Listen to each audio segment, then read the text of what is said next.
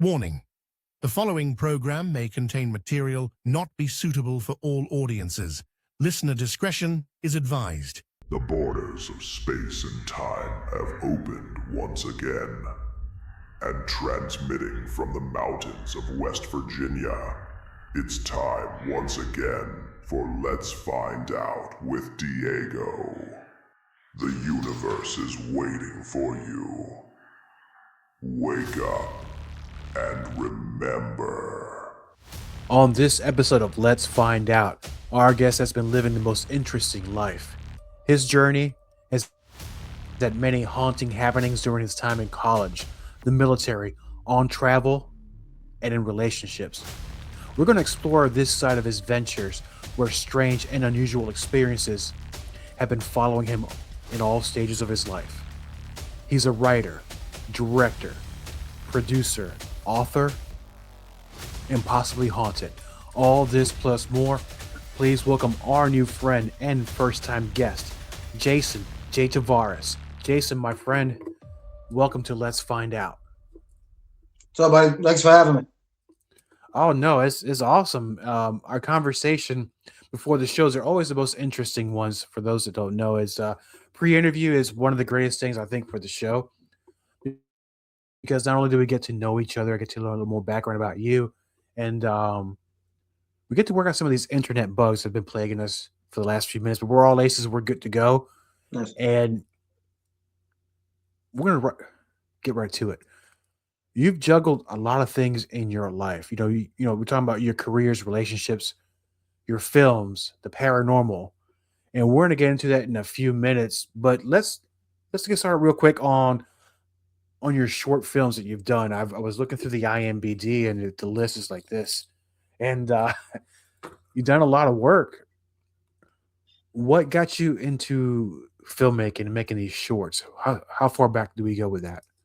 They started in 2012, and the reason for it, I was an extra in a lot of movies. There was a movie came out called Underdog, about that little dog who has superpowers and things, and I was in that as a SWAT team member. So that came to Rhode Island. And then there was another movie called Hard Luck with Wesley Snipes, and I got to be in that, and I had really cool scenes, and when it came out, they were all cut. I was cut out Oh of everything. no! But it was still cool. I got to meet Wesley Snipes and stuff like that. So that was pretty neat. And on Underdog, I got to meet Jim Belushi. And he was really nice, really nice guy, very personable. So that was like a good experience. And then they did a TV show here called The Waterfront in Rhode Island. I got to do 3 episodes of that. And they asked, do you want to stay on? And they could maybe work people in. Me and a couple other people got asked. And then they dropped the show. And I was like, oh, God. So after that experience, I started writing books. And then so I started writing books probably in 2006. I didn't really start making films till 2012. But I really kind of left the extra work once I started writing the books. And I went back to it here and there later on prior to making films. And then I just decided, I don't always want to be an extra. I want to make my own stuff, or at least give it a shot.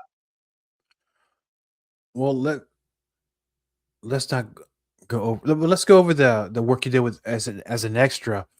Okay. Very important part in filmmaking, because you need people to do these kind of works. Yeah. What is life like an extra? Because there seems to be like very long days. Oh, yeah. You're working sometimes. I don't know if it's like that today, but in the military, they have a saying, hurry up and wait. They say it in the military a lot, hurry up and wait. Like you get all ready and you're ready to go, but then you have a long wait time. Extra work is a lot like that. I've had one time I sat in a room with other extras for like 13 hours because they were working on other scenes. Like you're getting paid for it and stuff like that. But at the same time, I mean, extras do a lot of waiting. But other than that, it's interesting. You get to see how it all works. You see cameras. You may get picked up for some speaking lines. You know what I mean? It's like you're in an opportunity. It's just a matter if that's going to come to fruition, Well, with extra work, is you talking about maybe you might be able to pick up some lines, or maybe get picked up somewhere by an agent and become a Yeah. star, or do other shows somewhere else, not just movies, but TV shows and things like that. A little bit different than perhaps main actors, but do you still have to try out for these roles? And how do you get that kind of work as an extra? Well, with the extra work, they had the big hurricane in Louisiana, and Louisiana, had gotten fairly destroyed back then. I think it was, when did that happen? Like '06, maybe '07. I don't even remember the exact date. But when that happened, a lot of work came to Rhode Island. So they were looking for people because they were filming down there and they took the projects here. So I got to get in Underdog, Hard Luck. Um, what was the other one I had said? The Waterfront, the TV show. So I get to do extra work and all that stuff. And that kind of gave me a taste of, even though you're just an extra, um, it still kind of gave me a taste of it. And I knew that's something I really want to get into. And that's why I've been trying to, pursue it by doing my own stuff. Well, and with that, because in between, you mentioned a few seconds ago, between being an extra and then jumping into making your own films, you had a season where you were writing books. Yeah. Let's talk about that part of your life. What was the subject matter of these books? Well, it was kind of funny because I was partying a lot back then, like anybody would do, when they're younger. And I kind of got sick of partying weekend after weekend and this and that. And I was like, I want to take some time away and see what I can get done over a 6-month period. So my first book, The Shadow Inside, I literally wrote the whole book by hand in a notebook, like a big 5-subject notebook. I wrote this whole book, both pages. It looks insane. It looks like serial killer stuff, like you'd see in a movie, like all these notes. And the hardest part was when I was done with it, I ended up buying a laptop because I didn't even own a laptop back then. And now you have to take your scribbles and try to turn it into something that's legible. You're like, geez, I don't even know what that says. You can't read your own writing. So the first book came out in '08, and that was called The Shadow Inside. And it was about a kid in Providence that sees shadows and he notices them noticing him. And he goes on like a supernatural, paranormal type of experience because of it. Interesting you mentioned the paranormal, because maybe there's something to that. Seeing that as I scroll down my notes here, you've had a lot going on, my brother. How far back does these experiences go? Actually, I was figuring that out when I talked on the Dave Schrader show. And the first one was in July of 1988 when I was 14.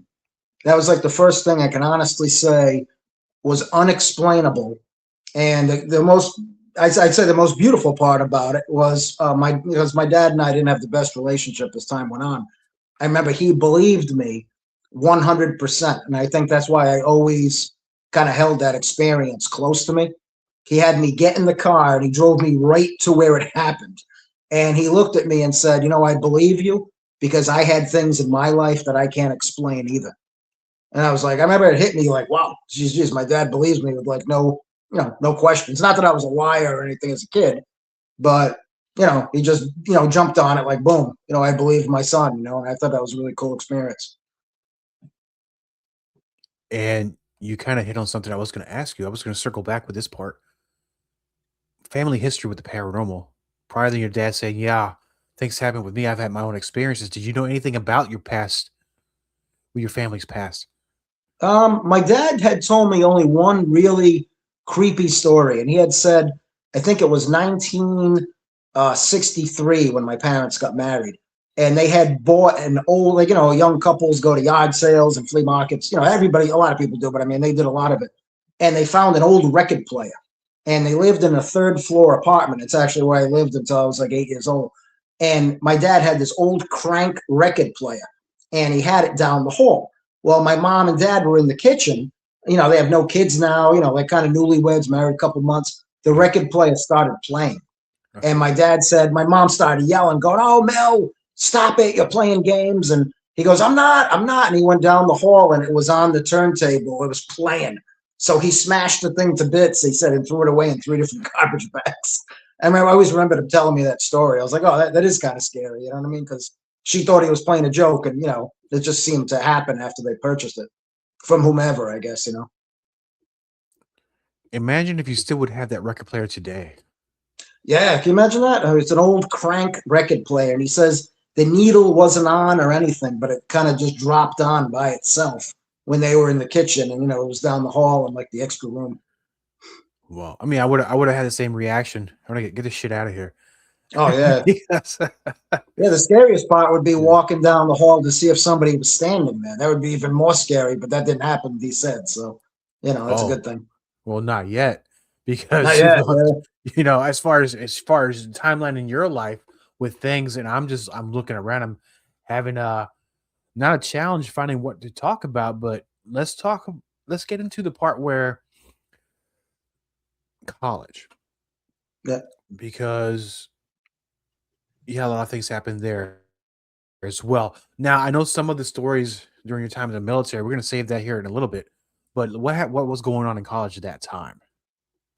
Well, the college thing was weird because I moved to Indiana in 1996, and I only stayed till '02. I came actually back to Rhode Island October 16th of '02. I moved back here. So I was like there, 6 years or so. But it was kind of funny. So much stuff happened when I was out there. And the majority of it, it's like I try to like pick things apart to say, maybe it was this, maybe it was that. Even now, I'm in my 50s, and I look back on it and I'm like, there's no explanation to most of the stuff that took place. You know what I mean? Like, I like, which instances are you thinking of? Like the snake lady and stuff that I had sent you, or? I believe it was Snake Lady, but I think there was something else as well. But I'm already invested in the title Snake Lady. Yeah. It was like 1998, and there was a gym that it was all over the place. This gym, it was called Bally's Total Fitness. Used I to be remember around. them. I owe them a I lot had of a money. Collections pen. came after me. Well, oh, it came after you, Bally's. Yeah, because I didn't pay, so collections came after me. Kind of the Oh, same thing with collections. Columbia. Oh, Yeah, the same thing with Columbia House. I couldn't afford that either. They came after me too. But I'm sorry. You talk about oh man. Bally's. That was a big L for me back then. But go ahead, man. I'm sorry. Well, I had like a Bally's, membership, but I also had free passes. So my friend Rob comes over one day, and I said, "Hey, I'm gonna go work out. Do you want to come? I got a pass." Yeah, sure. Sunny day. It was like July. I believe it was July 1998, and it was on the other side. I lived in Indianapolis, but this was on like the other side of Indianapolis. We're driving there. I had a 2000 SX Nissan 2000 SX, flip up lights and stuff like that. Cool little car. It was like all electrical. We're driving to the gym. There's a city bus parked just like they do when they pull up and they let people out. We're getting ready to pass the bus, and people are getting out of the bus. And for some reason, I looked, and a woman that was getting off looked our direction, meaning me and Rob that were in the car driving by. And just to explain it like, the best way I possibly can, it looked like her hair and her face became a cobra. She had like wavy, like, like long flowing type of hair, dark skin. She didn't look Spanish or black, but she had a dark tint to her skin, and like a grayish style raincoat she was wearing. And I remember when she came out, when I looked again, and she looked right at us. But in a way, I always remembered like, I'm looking at you because I know you see me type of a look. And her face and hair looked like a cobra, but this quick. Just like flipped her hair. It looked like that. She turned and went back into the crowd. Now, when I saw it, I reached over and I grabbed Rob because he went, oh, he either gasped. I can't remember if it was a gasp, but he went like, oh, like he saw something. So I grabbed the guy's arm. I said, Rob, what did you just see? He goes, nothing. I said, what do you mean nothing? So I pulled in front of the bus, and I said, I'm getting out. I have to go find that woman. And this is a pretty tough guy, Rob. And he's like, dude, don't get out of the car. Please don't get out of the car. I said, why? I said, what did you see? He goes, she looked like a cobra. Now, I didn't say snake or cobra to him. He said it, but that's exactly what I saw. So we went the rest of the way to the gym. Still, like I said, sunny day, beautiful day. Go in the gym, and neither of us wanted to work out. I looked at him. I said, I don't want to work out. He didn't want to work out. Drove back to my apartment. I said, hey, I'll see you later. He went back home. We talked about it for years, but like around 2008 to 2010, I had brought it up on the phone when I had my girlfriend on the phone. We kind of just started dating. I said, let me call my buddy Rob. He didn't want to talk about it. He acted as if it never happened. That's like a 10-year later time frame, 10, 11 years, whatever. So I think it scared him to that extent, and he just didn't want to talk about it anymore. But that's an instance where two people saw something. It wasn't on a dark road or anything like that. And it's at a time when you least expect to see something. And that's amazing because sometimes there's been a lot of different situations where you'll see something but nobody else has, and it's hard to have that conversation with somebody if they haven't seen it just like you have. Now, with that cobra lady, the snake lady we're talking about here, and you and your friends saw it, first thing that comes to mind is reptilians. But I believe also they're shapeshifters as well. What are your feelings on reptilians? Have you ever really looked into the whole thing? I've heard of it, but I never, like, even back then, I never would have thought anything like that because I really didn't start getting into the internet until like when you went to jobs and they made you use the internet, and then you start getting in the internet at home and so on and so forth. So around that time, like early 2000s, late 90s, yes, some companies that things that I did were using it. Even school wasn't using it much at that point. You could still go to college and really not use it as much. You know what I mean? Typing papers, maybe, yeah, but I didn't go online very often up to that point. I think maybe from that point forward I did, but early 2000s wasn't too big. So I didn't really research that. So I really didn't know anything about it. But years later, when I heard of the reptilian stuff, I kind of put two and two together, and I was like, wow. I said, maybe that's what it was. But it's got to, whatever it is, it has to be more powerful than us, because when it looked, it's almost like the timing was that perfect for me to look, because you have to remember, I was driving. Indianapolis is a busy city. I'm driving, we're talking, sunny day. I happen to look, and I looked again, and it was as if she looked when I looked, did the thing with her hair, showed me what I saw, and went right back to normal and then into the crowd. Almost planned or timed, or as if it showed it to you to let you know there's more out there because you're not significant. You know what I mean? Like, to scare you. Well, It's a lot yeah. of ways to look at it when looking back, And that's kind of like getting struck by lightning, because that's not something an everyday person sees. No, it's not. I mean, that's something I try to, when people ask me these stories, and I, tell them again and again, or when things happen, which happen often with me, a lot of it, you tell the story, many people think you look whacked, but at the same time, it's like, I'm not making this up. I mean, because I have witnesses on some things, and you know what I mean? Like, some of the stuff is really unexplainable, and you got somebody that saw it with you. Not Rob, because I know Rob doesn't want to talk about that stuff anymore, but for a long time he did, and it used to scare the guy. It really did. It was something maybe he didn't believe in until he saw it. Now, will Rob not talk about it to this day? If you were We to haven't call him, talked hey, since 2015. It's one of those things. We were friends since like 96. We had a phone call in 2015 about something totally different. He says, I'll talk to you next week. I never heard from him again. So last I heard, he's living in Australia. okay, He's yeah, one of these guys that kind of bounce around. yeah, and understandable. We've all had friends like that. I got one in particular that I won't mention. Yeah, I'll call you next week, but 5 years later. But anyway, so Well, it's a school yeah, bus. I mean, it's a bus. Did you know that? Life, people get on and off the bus. Once I adapted that in my head. So whether you had good friendships, bad friendships, whatever, if you ever had a good time with that person or something you could walk away from, they just got off the bus. They might get back on. It's a bus of life, I think of it as now. That way, when those things happen, doesn't upset you as much.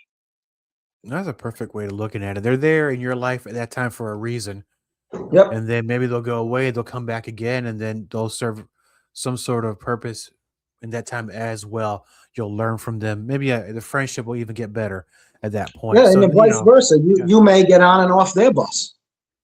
yeah, You know what I mean? You might have your reasons to get on and off that bus, get on, maybe never get back, get off or whatnot. And then with you, it's the same thing. It's reciprocal. and with that time with the corporate lady, because then has it always been female entities with you? Because if I'm looking at my notes, you also had another experience with a demonic female looking figure, but this time not only it's not in Indianapolis, we're talking a little bit further away. We're talking about Romania. How did I you even wind up have in a photo. Romania? How did you wind up in Romania in the first place? Well, I went on the Tours of Terror with Charles Ronay's group in '04, and I didn't have even a cell phone back then, but I did have those little cardboard cameras, little crank cameras. Yeah. You buy them, you could get two in a package, but I don't even know if you could still buy them. Maybe you can, but I had that as a camera.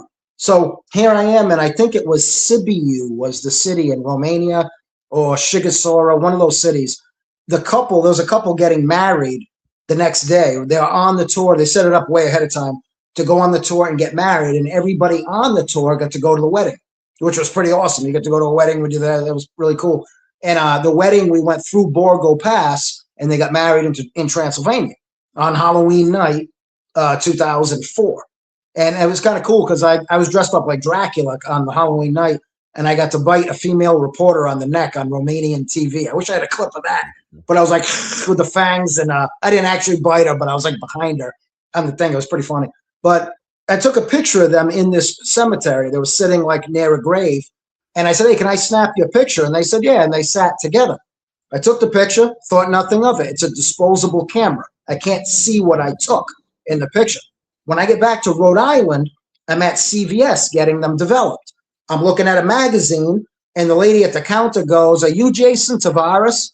And I close the magazine. I'm like, yeah. She goes, can you come up here? And I'm like, oh, crap. I didn't know what was on. You're on a trip. You get crazy on these trips. And I'm up there looking at the pictures with her. I thought she was going to show me something else. And she flips through and she goes, what's that? And I said, I don't know. It's a photo of the people I took the picture of.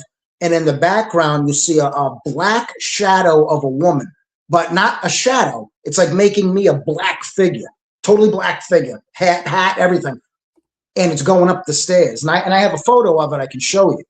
Let me just spin this way without bumping the table. Oh, it'd be awesome if you got that picture. For purposes of the show, I'm going to block the couple. I'm going to block it with my hand so you can't see the couple. But if you can see my hand, kind of a hard position here. This is the photo, okay? And I have it over a blown up. Mm-hmm. That's her walking up the stairs. It looks like a woman, and that's the blown up picture. So I'm going to position, I'm covering the people that were in it with my hand.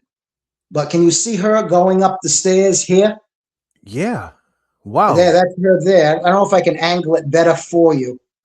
And then there's the actual photo here of her in the background going up the stairs. And there's a guy here named Keith E. Johnson. He has a pretty popular Rhode Island show called Ghosts Are Near. And I showed this on his show. And Keith says, he goes, paranormal investigators, I have big shows and stuff, would give their right arm for that find. And I said, yeah, it's not even, I can't even contribute to being a find because it's not something I saw when I took the picture. I just took the picture of these people, and that came up, which is crazy because anywhere I've lived, like not anywhere I've lived, but like apartment wise in Rhode Island, I've had it on the wall in one of my rooms. And I have a friend, and she came over one night with her new boyfriend. She goes, oh, can I bring the guy I'm seeing over? And I said, yeah, sure. So this guy comes in, pretty jacked guy walking in. And he goes, hey, what's up, man? Shook my hand, squeezed it real tight to show how tough he was, like guys do. And, she goes, can he see the picture? And I said, yeah, it's on the basement wall. There's a beer in the fridge, grab a Coors Light.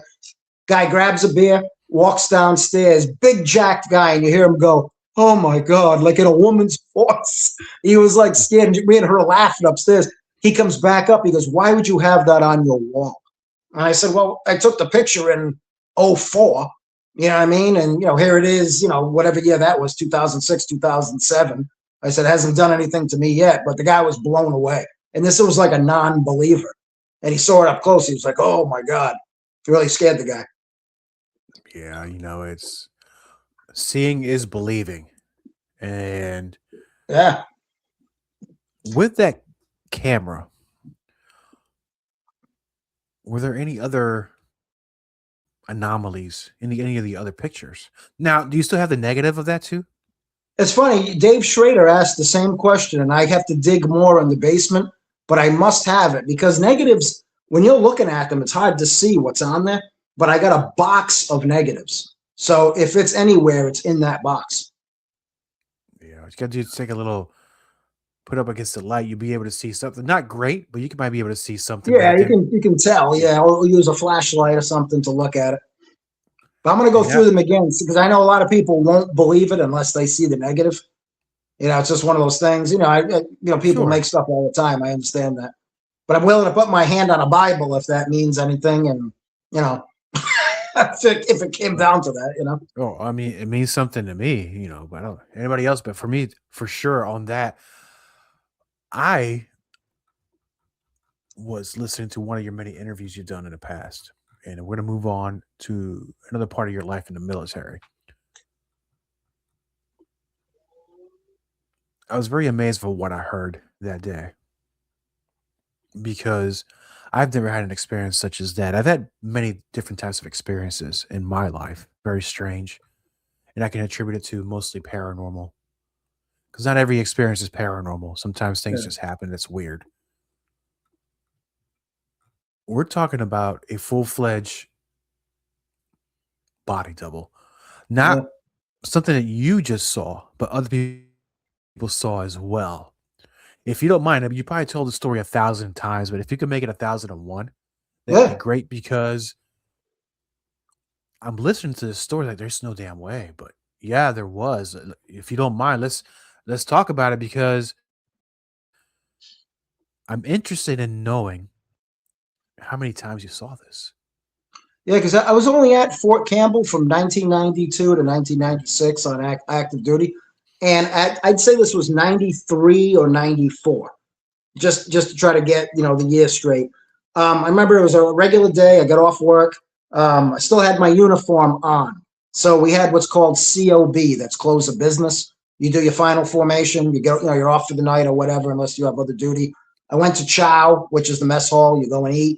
Came back to my room, and I was we had like desks then. We got like these nice desks actually. They had metal cabinets, and it was like a kind of like it was like two cabinets here, but you could fold an arm out where you could work on like a desk, and then when you were done, you could put it back. So I had like a little wooden chair, and I'm at my desk in my room, minding my own business. I was writing a letter or whatever. I get knock at the door. 3 of my friends come in. One of them is my buddy Mike. And they come in and like, hey man, what's your problem? And I look, I'm sitting in the chair. I said, I don't have a problem. What's your problem? And they're like, we just went up to you at the PX. The PX is like a mall on post. It's like a big, huge, like a Walmart almost on military posts. They said they saw me at the ATM machine, another sunny day outside. They walked up to me. They're like, hey, Tavares, my nickname's Tavares, but they were probably like, hey, Tavares, or, whatever. I looked at them, took the money out, and walked away. And they're like, hey, dude, what's your problem? So when they told me this, I said, when did I do this? They said, we just came back from the PX, dude. It was, you're standing there, we're talking, why are you ignoring us? What's your problem? I said, what was I wearing? And they said, civilian clothes. And I said, why would I put this back on? Why would I put my uniform back on? And they looked at each other and they're like, yeah, the guy was in civilian clothes. And I said, so it couldn't have been me. And they're like, there's no way it wasn't you. So that all passed, whatever. Time goes on. I don't know the time frame, couple weeks, couple months. I'm driving a Himmet. And a Himmet is like, it's as long as a bus, but you can put ammo in the back, like artillery rounds. You can put supplies. It's for transporting troops, for transporting supplies, but you can put a lot of stuff in there. So we're driving down a road, and you have a passenger driver, which they refer to as like a TC. It's like a passenger you have just in case, you know what I mean? So you have a secondary driver. And we're going out to an ammo point with the rounds. I'm driving down the road, sunny day, and there's another Himmet coming in the other lane, going the other direction. I'm driving, and the guy I had over here was sleeping. I'll say his last name. Okay, his last name was Valancourt. It was the guy's name. He's sleeping. I'm coming my way. This guy's going this way in his Himmet, and I'm looking, and it's me driving that other Himmet, but a little heavier. And I know it was a little heavier because I'm staring. Lucky I didn't collide with the damn thing, but the guy looked a little heavier in the chin, maybe 10 or 15 pounds. Because, when you look in a mirror, you can tell how you look. I looked at him. It looked just like me, but a little bit heavier. So I'm reaching over to get Valancourt. I'm like, Valancourt, wake up, wake up. He wakes up just as we pass. And he was mad because he wasn't one of the 3 guys that came to my room. He didn't see the guy at the ATM machine. And he's like, man, he goes, what are you waking me up for? I was up late last night. He was all mad. And I was telling him, I said, well, the Mike and the guys saw this guy just like me. We just drove by. And he goes, and you wake me up for that? He was like really pissed off. But I always remembered that because when I went back and told my friends, I said, I think I saw that guy. I saw him in a Hemet driving past. And I said, so you guys, weren't screwing around. I did see him. So, we had some form of believability now between the group, from a misunderstanding that is now understood. Because, even though we saw this guy at separate times, he was seen by me and them, which was, just strange, just, very, very strange. Now, was that the only time you've seen yourself outside of yourself? Yeah, I never saw anything like that again with myself where like they saw that maybe, that guy or a guy that looked just like me. And then I saw the guy too at a different time. It's never happened again to that level. Because this guy here could have been me. I mean, if he had lost 10 pounds, he could have gotten on a plane and went home and visited my mom. She probably would have let him in and said, oh, hey, Jason, because he looked that much like me. I was like, wow. I was like, it's insane. I mean, it's a good thing that, he could just totally wreck your credit report. You know what I'm saying? If they could have passed as you and your life could have gone awry after a while. It's like, hey, I just saw you were a real jerk. Oh, well, that wasn't me. But it happens. Not to me, not yet, thankfully. Now, talk about mirror images, and I know I'm trying to be funny, but I'm not. You're a gym guy. Every once in a while, I mess around in the gym myself. There's a mirror in the gym. You look pretty badass. And there's a mirror at home. Once you get from the gym, you're not looking so good. So which one's telling me the truth? I would go with the one at home because the one at the gym, you have too much to compare it to. And the other people might be on substances, which will make you frown upon yourself more. So I just stick to the one at home. Yeah, the mirror at home never lies, man. So that's okay. It's amazing. For me, creatine's the only thing. It's the only substance I'm taking. And high quality H2O. So that's all I need, my friend. Yep. With your experiences in different locations, having these strange encounters, one that comes to mind here, because we're talking about bumping into yourself and other people seeing you, but you're also bumping into people in places that seem impossible. Yeah. So what are these places and who are these people? This is a funny one. This is the first one. I have a couple, but this is the first one that comes to mind. I was when I was a Army recruiter. I was an Army recruiter for 8 years here in Rhode Island and then a year out of state. I talked to a gym teacher. I was going to be a recruiter at a new school, actually not far from where I live right now. I haven't been in the Army since 2019, so this is a story from, years before that, probably, I don't know, I'm going to throw the date out there, 2009, 2010, I don't know the exact date. I'm talking to this female gym teacher on the phone.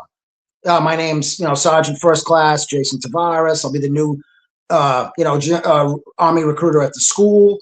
And what you do that for is you touch base with the gym teachers as a recruiter to get like an in at the school so you can teach a gym class all day. That way, if what you're teaching is appealing to some of the students, you can hopefully at that point maybe give them your card and set up an appointment to meet with them and their parents, to discuss the benefits of the military, and they can discuss, hey, Sergeant T came in, he taught a gym class for the day, so on and so forth. I'm thinking about the military, and then you can kind of rattle your spiel to the family, with the student there, prospective, soldier in the future, kind of get it out there, but they get to meet you in a training environment, in a sense, doing that. So I built rapport with this teacher. We set up a date as I'm going to be the new recruiter in the school. She goes, I'm going to New York. I'm going to be out of town for a couple of days. No, actually, no, she didn't even tell me New York, I don't think. She said she's going to be out of town for a couple of days. I was going to be out of town for a couple of days too. So we planned on meeting, I think that Tuesday, and I believe this was like a Thursday. Like I said, this is like, years ago. This is 2008, 2009, 2010. I went to New York that weekend. My friend came up from Florida. We went to the Statue of Liberty, the Empire State Building, and out to Long Island where some of his friends live. I'm coming out of the Empire State Building, okay? And I bump shoulders with this lady. And I said, "Oh, I'm so sorry." She goes, "Oh, I'm so sorry." She had a friend with her. I had my friend with me, my buddy. When I looked at her, I saw the school name on her jacket. And I said, you're the gym teacher at, such and such a school." And she goes, "Jason?" She recognized my voice. Now, I live in Rhode Island. This is New York. This is, a few hundred miles away. And we bump shoulders coming out of the Empire State Building. What are the chances of that? Her friend was freaked. She goes, that's the Army recruiter that's coming to teach the gym class. And my friend was like, "Dude." Now my friend was blown away by it, but he's seen other weird things happen to me in my life that are like mind blowing. So he was blown away, but not as much as these two. And I was like, "Well, I guess I'll see you on Tuesday." I told her, and she's like, "Yeah, I'll see you on Tuesday, Jason." And she's like, "Oh my God, that's freaky. That's so freaky." So now I had more of an in when I went to the school because she told all the other teachers. I actually hit shoulders with the recruiter in New York that I talked to on the phone on like Thursday. That's One in a crazy. million. Yeah, that's 1 in a million for sure. I One mean, in a there's still a million. Now, chance, which did happen. what was that? I'm sorry. I say it's 1 in a million, but there's still Yeah. a chance, and that chance happened right Oh, there. yeah. And then I had one in Iowa, and this one's really weird. And it took place on Halloween, which makes it creepy, but also like most of my stuff, it was during the day, just like that one was during the day. I took a job out there for a year with the military from 2014 to 2015. And that's where I got Jemmy. Jemmy's from Iowa. I got him from a guy I worked with out there. That's another story. He left it in my office, and I've had him ever since because he might be, hopefully he isn't, might be a conduit to something. Doesn't seem like he is, but he might be. So I treat him very well, never get rid of him. Had him like 10 years now, 11 years. Excuse me. Where my girlfriend lives in Rhode Island, there was a motor pool across the street, a National Guard motor pool. Now, a motor pool is where they keep military vehicles and soldiers show up and do their drills on the weekends and, stuff like that. There was a guy I used to always see there because where I parked my car, I could see, he worked there. He was just one of the soldiers there, E5, E6, something like that. But I used to see him every day when I came out of her apartment or if I was over there because he worked there. That was the motor pool he worked in. So I'd see the guy. Sometimes I'd wave, sometimes he'd wave because I was in the military, but I didn't know him. I just knew of him because that's the armory he worked at. I ended up going to Iowa. I'm out in Iowa, and I had a surgery on Halloween of 2015 or 2014. And what it was I had a cyst on top of my head. It was like, looked like a half of a pea. And the doctor ended up doing the surgery in his office. He goes, "Oh, I can do that right here and stitch you up." I don't know if he should have did that or not because I lost a great deal of blood, even though it was a little cut, and he stitched it up and numbed it and, everything that they do. All he gave me was like a couple of pieces of gauze and said, "Oh, you're free to go." And even the girls at the front desk were like, "You okay to drive?" And I was like, "Yeah, I should be fine." I sat down there for a little while and then I went on my way. And I got the next day out of work because it was, I was kind of groggy even from the shots. I go to Walmart. Now, I know I'm a little groggy. I'm in Walmart getting stuff that I need so I can go back to my apartment and not drive for the rest of the day and hopefully for the next day. I'm at the register looking at stuff in line, and I turn and I bump shoulders with this guy. Now, I'm in Iowa. It's 1,300 miles from Rhode Island, where I lived in Grimes, which is right next to Des Moines. I bumped shoulders with this guy who worked across the street from my girlfriend's apartment in Rhode Island. And I looked at him, and he looked at me, and I said, "Hey, man," I said, "Geez, how weird to run into you here. What are you here for?" He goes, "What do you think?" He goes, "Military training. I'm at Camp Dodge over there." Gave me an attitude. Now, I just had a surgery. I got a big gauze taped on my head. Instead of saying, "Hey, what happened to your head?" he cops an attitude with me, and I've never saw the guy again after that. But I used to see him every time I go to her place. He worked right there. Go 1,300 miles, and I bump into him physically at Walmart. That's weird. 100%. Well, let me ask this question then, because Yeah. there's so much more to your story, but why do you think these things are happening, I especially don't with know. you. Have you ever I just? I mean, I know you want to think about it, and sometimes you don't have that answer, but do you have a clue as to why, or I don't. Maybe if you're open to stuff like I've had a great deal of bullshit in my life, and I think I've taken it all. Maybe not in stride, but I'm still here.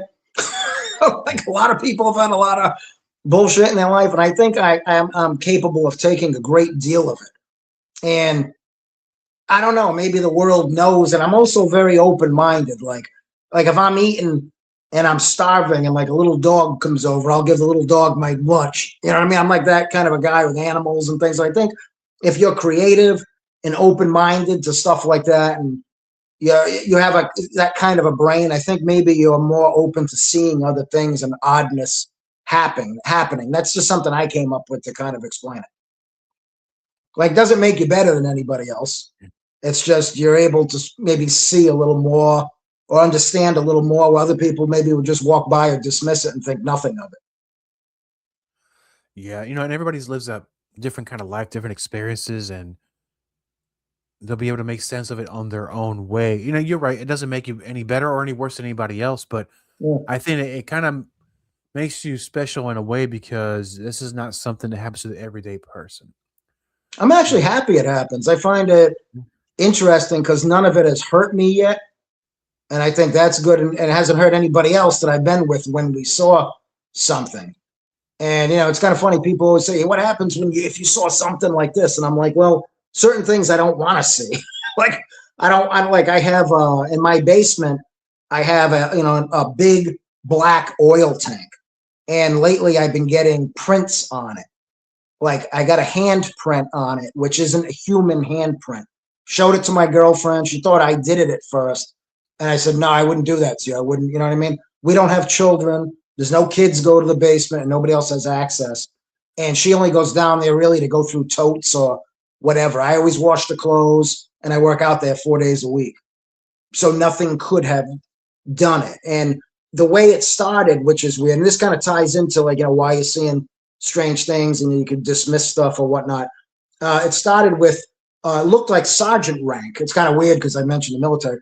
Looked like the sergeant, or like a private E2. Looks like butterfly wings. Looked like 3 of those upside down with a line next to it. That had to be drawn with a finger.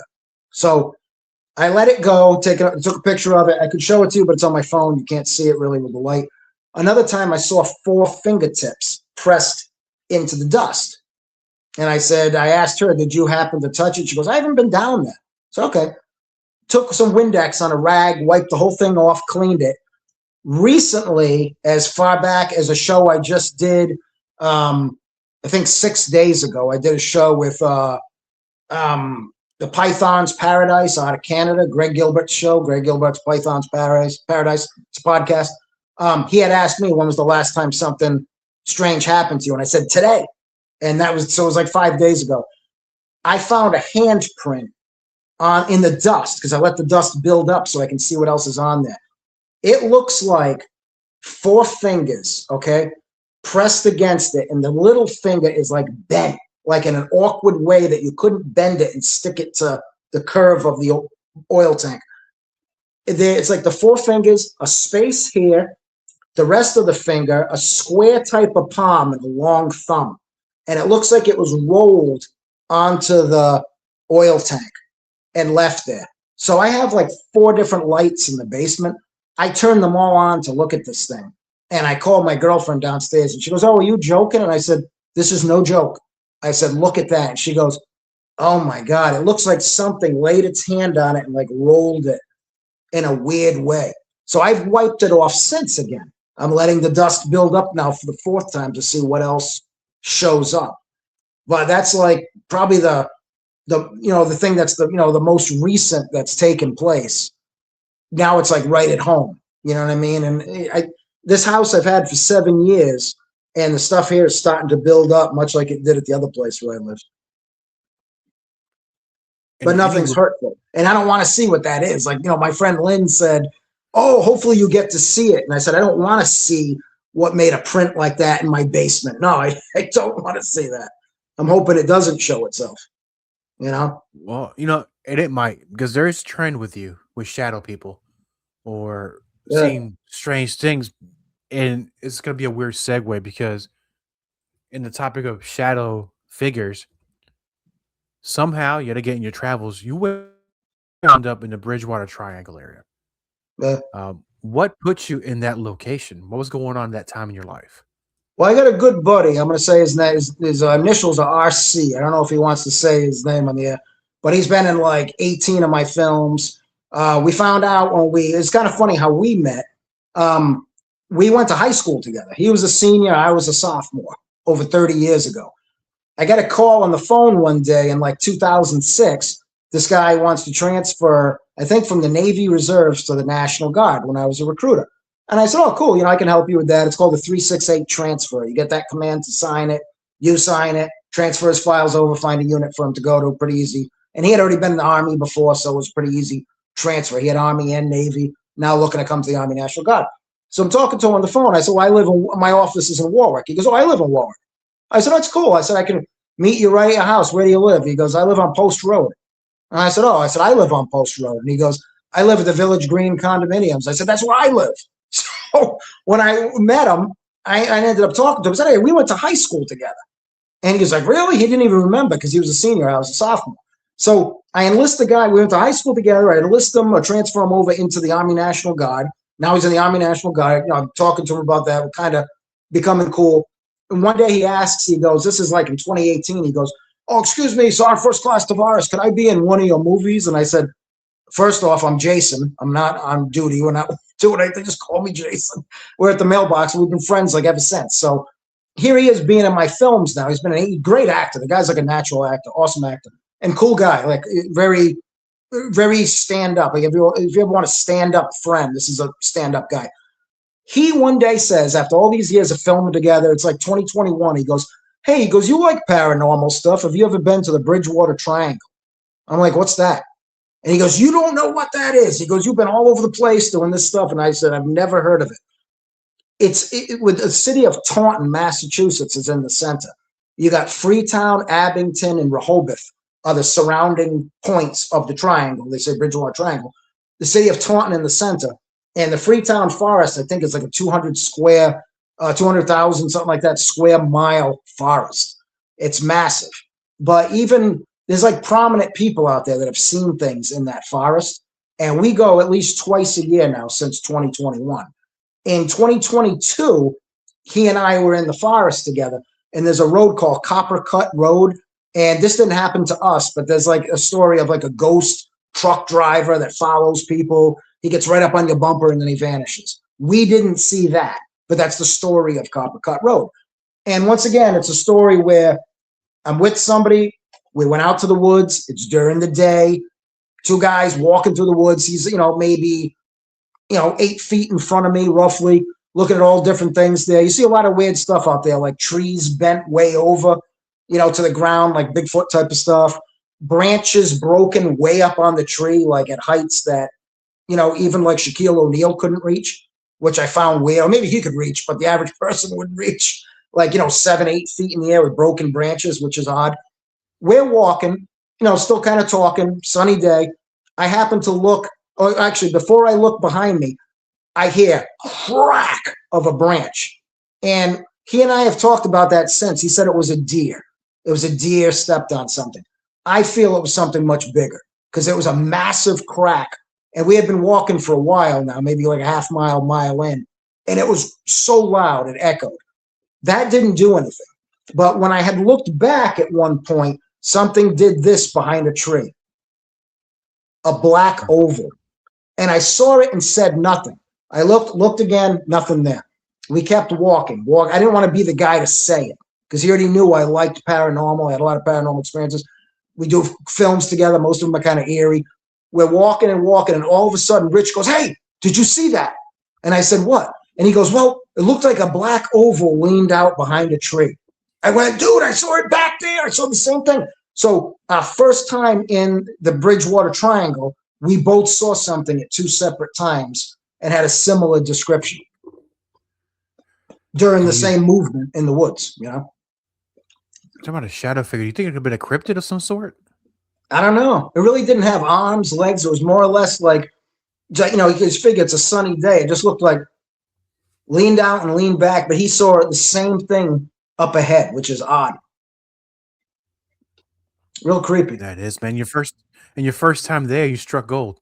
Yeah, what are the chances, right? Something to talk about afterwards, because we always go out and eat afterwards, like to a tavern. It's the same tavern we always go to. And now we got a bigger group. We have like kind of a larger group. I think we're up to like, you know, 4 guys, but usually it's only 3 that show. But we're always trying to pick up more people to go out there because, you know, you never know what somebody's going to see. True, especially hanging out with you. I think the chances That's what he says increase too. for some reason.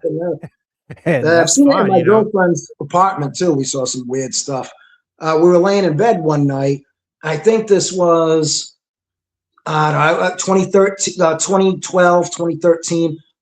Her bedroom had a window that was over here, but there was a house next to it. So you couldn't really get a shadow on the wall like you did in this apartment.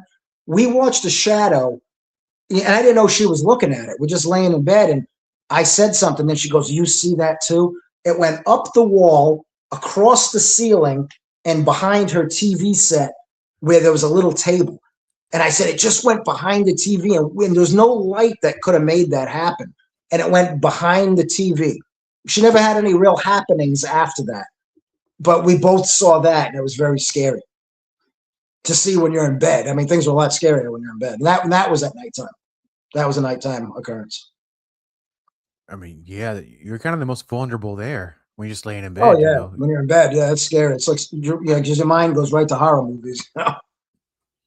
Just like anything, you know, it was horror movies sometimes that is the best and most entertaining way to, I guess, deal with the demons or these ghosts. You know, Yeah. it kind of prepares you for these type of things, so you're not so scared. But you know, if you really want to break it down, no matter who, there's always a certain level of I wouldn't say scared, but an elevated sense of danger of sorts.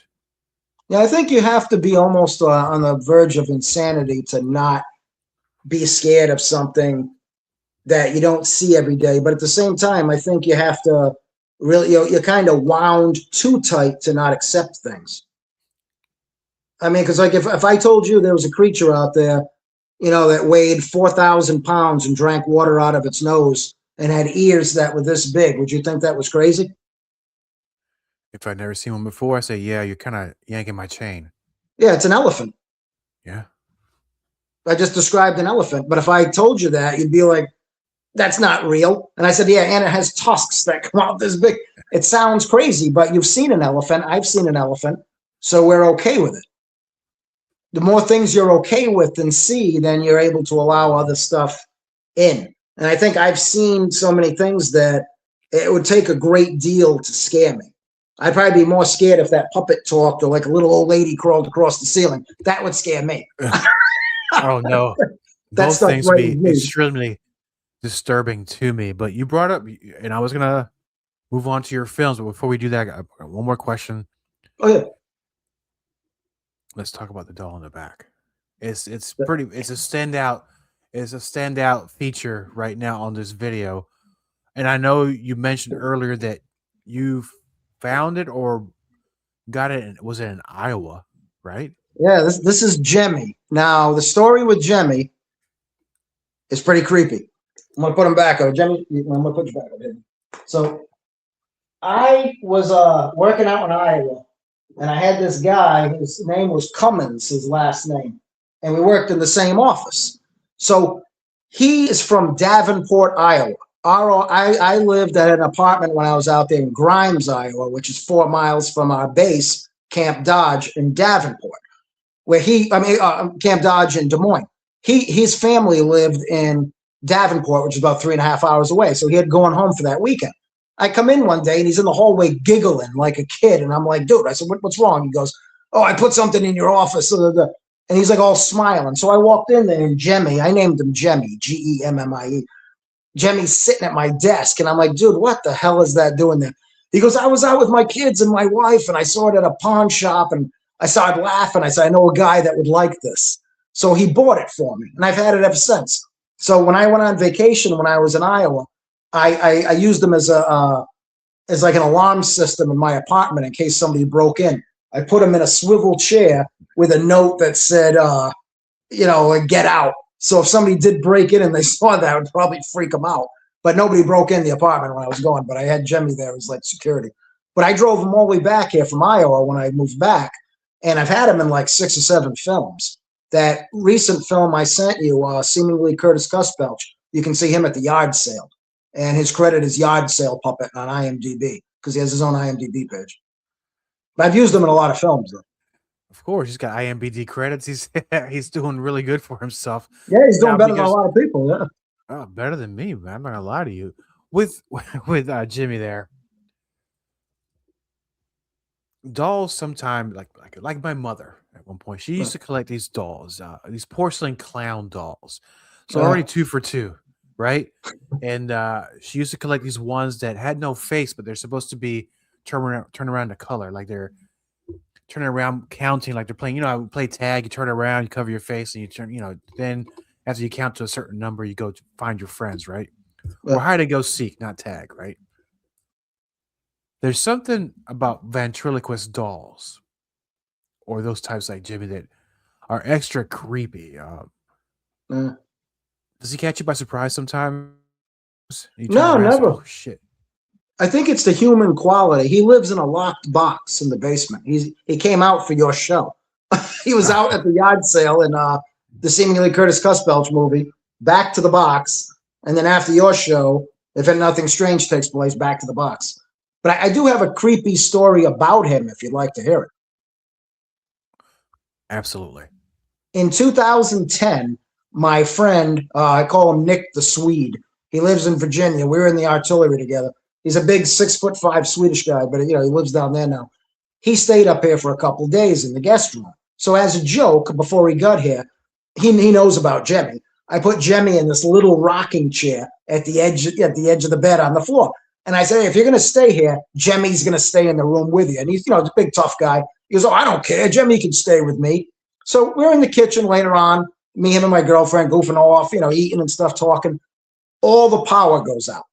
No rain, no wind, just poof, shuts off. And I said, what the heck? So I go outside, and he comes outside with me. The street, everybody has lights. Normal life. My house is pitch black. And my girlfriend comes out. She goes, what's going on? And I said, everybody else has power. And I stopped, and I said, wait a minute, Jemmy.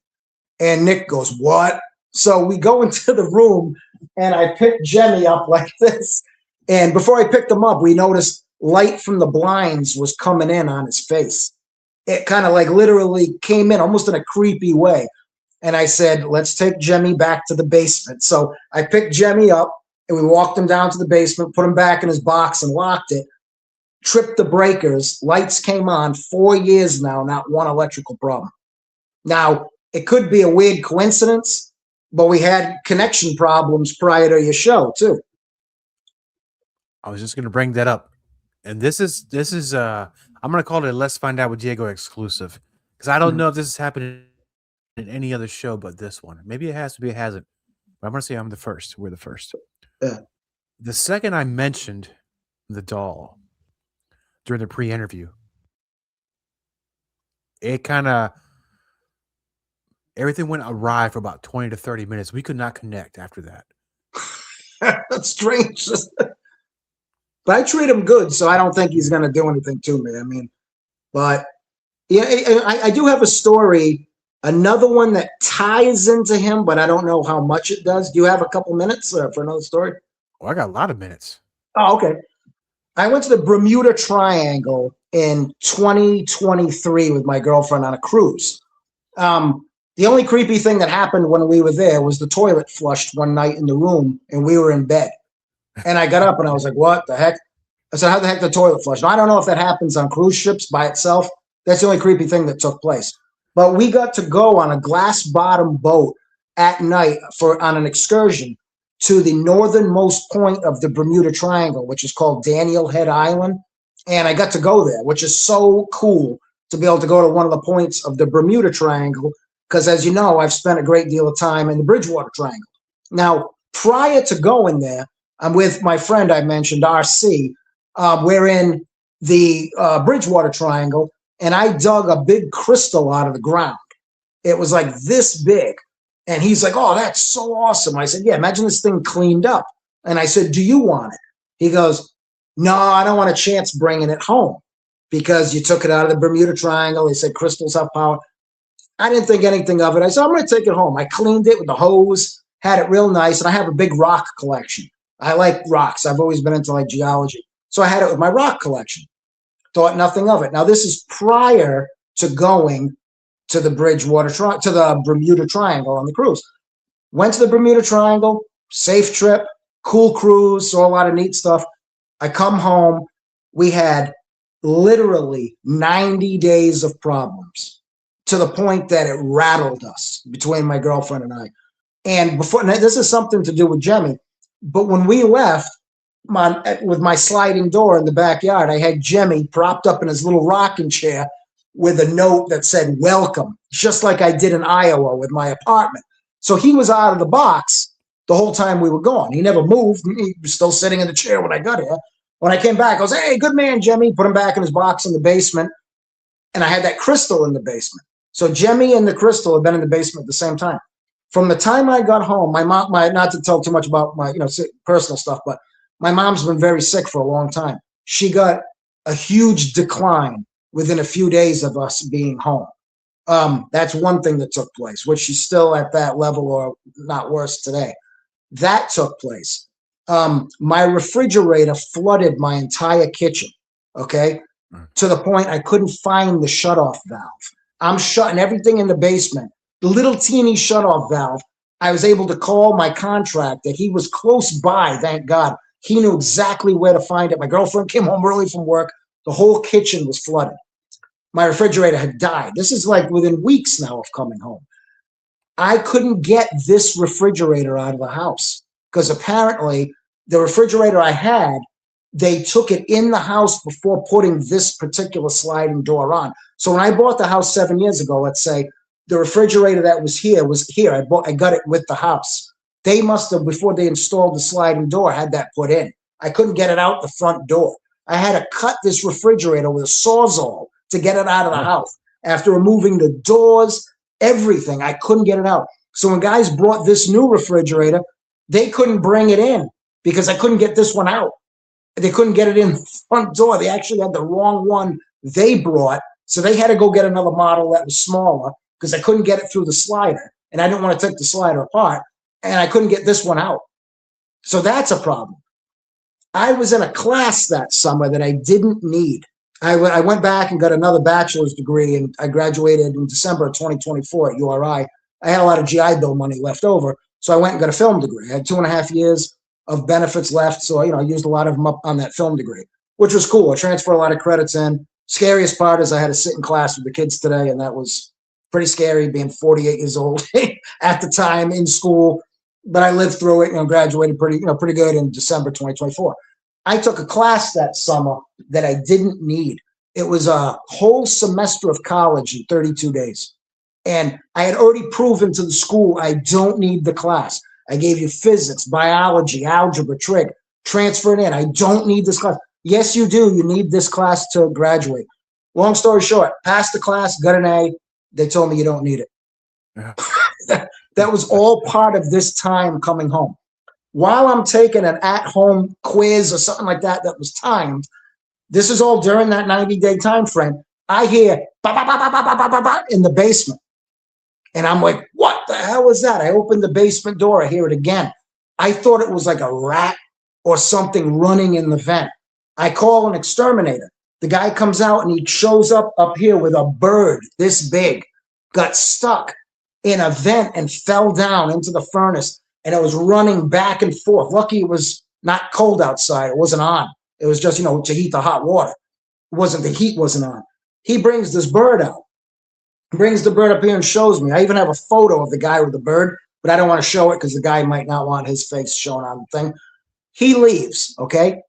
Not even an hour later, I hear dot, dot, dot, dot, dot. A woodpecker is attacking my house. I get up out of this chair because I was doing my assignments right here at this table. I walk toward the wall. I hear it again. Da, da, da, da, da, da. I don't know what it is. I go outside and I yell at the woodpecker. I'm like, hey, I said, what are you doing? The woodpecker took off. So this is in one day. I got a bird in that vent. I got a woodpecker attacking the house. Not long before that, the refrigerator flooded. My mom's health dropped considerably. Gabby, what else happened? What was the other stuff? Do you remember any of them? I can't remember offhand. It was like 7 things took place nonstop. I got an infection in my toe. This was crazy. I had to have my toe cut open and stitched. My toenail, like if this is your toe and here's your toenail, this is the top of your toenail that you might cut crooked. Mine was growing from down here into my foot, and my foot got all infected. They had to cut my same-day surgery. They popped it open, took it all out, sliced the side of the toenail, and stitched my foot up. And then this was like a weekly thing, all the way up to 90 days, and it stopped. And we've had no real problems. I had a car accident not long ago, but totally unrelated. But during those 90 days, it was like something we didn't think we'd get out of. It was every week was something new, sometimes multiple things in a week. And I don't know if it was contributed to the Bridgewater Triangle, that crystal, the Bermuda Triangle, Jemmy being out of the box, but all of it together was just a great deal of oddities that pushed us to a limit in that time in 2023. And here you are to live to tell the tale. I don't know what I would have done for those 90 days. It was crazy. It was absolutely crazy, man. There was other stuff too, and I just can't place it right at the moment. Well, with all these things now, and I'm always, when I ask people this question, I'm always interested in the answers. I usually get a yes or a no. Never really a maybe. With all these experiences you've had, even in current time, would you ever think about maybe writing a book about it? It's funny that you say that. I put a lot of what happens in my life into stories. I've only written 3 books, but I do have a new book that's been written since 2016. It's each story is 7,000 to 10,000 words, and there's 20 of them. And it's a great book, but I tie a lot of weird stuff in there, but not specific like you're asking. But I should do one that's exact to things that took place. Because I think it would be that interesting for people to read it. And I think maybe it might help people too, because if people see that maybe they're not the only ones with weird occurrences like that. And weird occurrences that you can share with other people. Like I have, Gabby as a witness with that one. She lives here, my girlfriend Gabby. And, she went through hell as well during that time. So yeah, you're right though. Yeah, a book on that would be great. And hopefully it would, sell well because it's coming right from the heart of real stuff. And I think it will. And you mentioned it earlier, it would also help other people who might be having similar experiences that they could relate to you and maybe not feel so cursed or haunted, as they would say. But yeah, definitely something to look into. And now for the listeners of Let's Find Out, our friends that want to get to know more about you, watch your films, and then maybe hear more of your stories.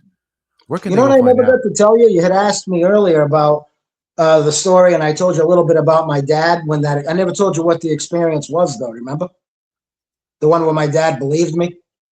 Yeah, let's go for it. Yeah, it was. This is a story where you're going to be like, this guy's nuts. And I said the same thing on the other 2 shows I was on, Dave Schrader's show and Greg Gilbert's. It was 1988, and it's kind of funny. I want to correct something on the Greg Gilbert show. I had said Pleasant Street, and then I went back to Niantic Ave after I watched it. It's Niantic Ave. Pleasant Street's next to it. I don't even know why I said that. But my friend lived on Niantic Ave, a guy I went to high school with. And I had gone to his house, wasn't home, and his street kind of had a little bit of an incline to it. So I'm going up to the top of the street, and if you follow his street in Cranston, it goes Niantic, across a little bridge, and then you go down Niantic into Providence if you decide to go that way. I lived on the Cranston side of Niantic. And there's a little, like I said, the little bridge that goes there gets like a car every now and again. It's not a busy bridge. So, like when you're a kid and, you're kind of on your bike and off your bike and you're walking your bike with your, the handlebars against your chest. I'm kind of doing that because I'm looking at the end, like past, here I am, the bridge is here. I'm looking this way. And When you look that way, there's a road near his house that goes down to a popular restaurant here named Twin Oaks. And it's kind of funny because when you're a kid here, everybody gets right to that turn and they always stop and ask, excuse me, can you tell me where Twin Oaks is? It's like, yeah, it's straight ahead. But they drive all the way there from other states and they can never find it when they get right there. It's hilarious. Today is probably a lot easier with, GPS and stuff, but then people didn't have that. So here I am on my bicycle and I see Abraham Lincoln walking down the street, sunny day, July 1988. I'm 14 years old. The guy pulls on his jacket. He has the hat, just like Abraham Lincoln, how you picture Abraham Lincoln, looking around, not scared, just kind of looking like, not really where I am, just admiring the area. He walked to the end and went around the corner. And like I said, I got my bike, holding the handlebars, walking my bike up, Niantic, near the bridge. And I'm looking. He went around the corner down the street and vanished. I didn't physically see him vanish, but I must have looked down and then looked up again and he was gone. And like I said on the other show, there's nowhere for him to go. There's a house over there. He would have had to have sprinted and hid behind a car or something.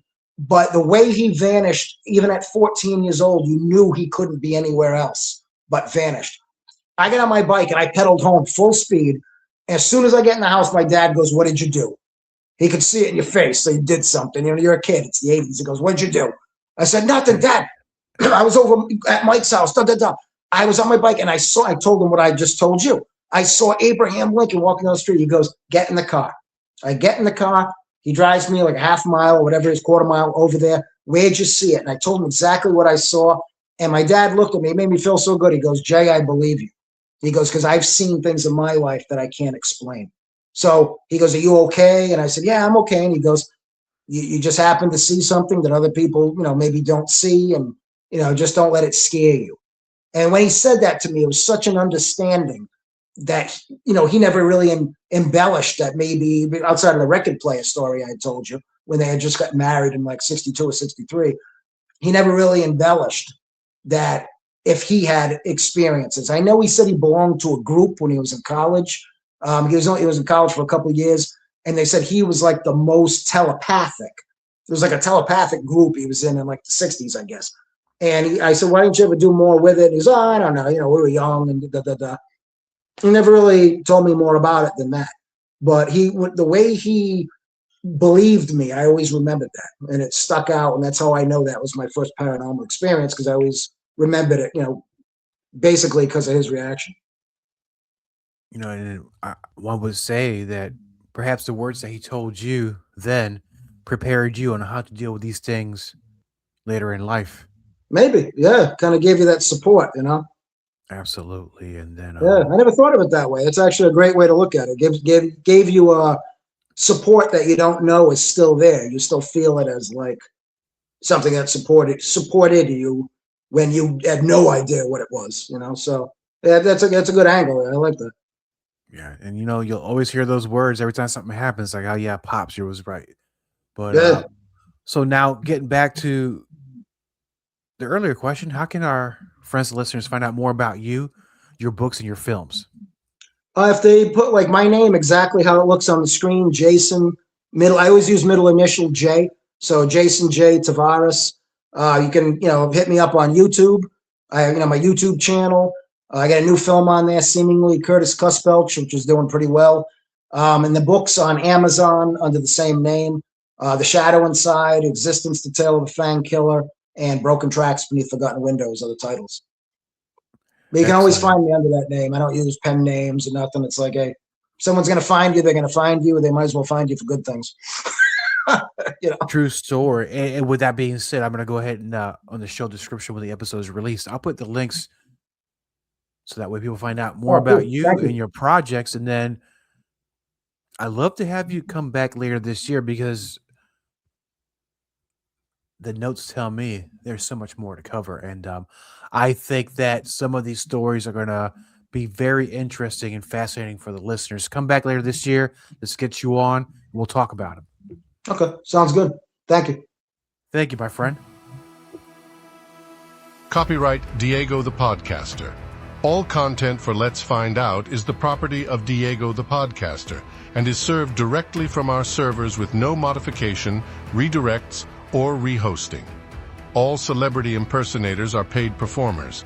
The impersonated celebrities do not endorse or promote any views or opinions expressed by our guests, Diego the Podcaster, or Let's Find Out.